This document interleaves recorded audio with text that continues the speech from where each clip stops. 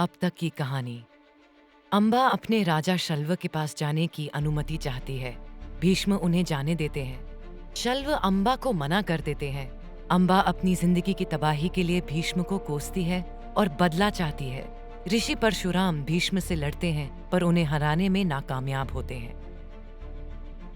बीमार राजा विचित्रवीर्य कुछ समय बाद अपनी जान गंवा बैठे।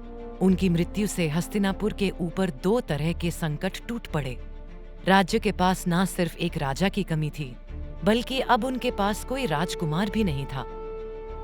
दो रानियां होने के बावजूद विचित्रवीर्य बिना संतान के ही चल बसे। राजमाता सत्यवती को लगा कि भीष्म का ब्रह्मचर्य समाप्त होने का समय आ गया था। इसीलिए उन्होंने भीष्म से कहा कि वो अंबिका और अंबालिका के पुत्रों के पिता बने। आखिरकार अब वही बचे थे जो राजा शांतनु की इकलौती संतान थे। पर भीष्म अपनी बात पर अड़े रहे और शादी से इनकार कर दिया। वो तब भी ना माने जब सत्यवती ने उनसे कहा कि वो किसी दूसरे राज्य की राजकुमारी को भी चुन सकते हैं। हार कर सत्यवती को अपने पुत्र को वो सत्य बताना पड़ा जिसे उन्होंने पूरी जिंदगी छुपा कर रखा था। उन्होंने अपने पुत्र को बताया कि उनका एक भाई भी है। भीष्म का ये भाई था सत्यवती का वो पुत्र जो उन्होंने राजा शांतनु से मिलने से काफी पहले जन्मा था। एक समय था जब सत्यवती को युवा दिनों में मत्स्यगंधा नाम से जाना जाता था। पराशर नाम के एक ऋषि उनके प्रेम में पड़ गए थे और उनके प्रेम प्रसंग से उन्हें व्यास नाम के पुत्र की प्राप्ति हुई। एक ऐसा बालक जिसे दुनिया सबसे मशहूर कवि के रूप में जानेगी। क्योंकि सत्यवती ऐसे चमत्कारी बालक को अपने साथ नहीं रख सकती थी, वो उससे दूर हो गई। व्यास कुछ ही क्षणों में बड़े हो गए थे।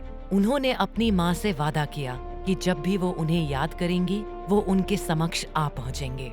सत्यवती ने भीष्म से कहा कि अब वो समय आ गया था।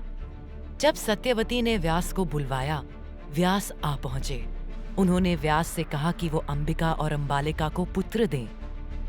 भीष्म की भी चिंता दूर हुई कि अब हस्तिनापुर का सिंहासन खाली नहीं रहेगा।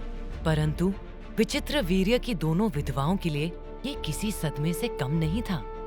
ऋषि व्यास दिखने में बहुत अच्छे नहीं थे और उनकी एक झलक ने ही अंबिका और अंबालिका के दिल में डर बिठा दिया था। ये वही डर था जिसमें हस्तिनापुर का भविष्य छिपा था। एपिफाइड में अगले हफ्ते देखिए कुरुवंश। अपने पिता के चले जाने के बाद भीष्म ने अपने सौतेले भाइयों चित्रांगद और विचित्रवीर्य को एक पिता की तरह संभाला। राजा ने कहा कि वो अगर ऐसा करते हैं तो उन्हें जिल्लत का सामना करना पड़ेगा। इसीलिए वो अम्बा को भीष्म के पास ही लौट जाने को कहते हैं।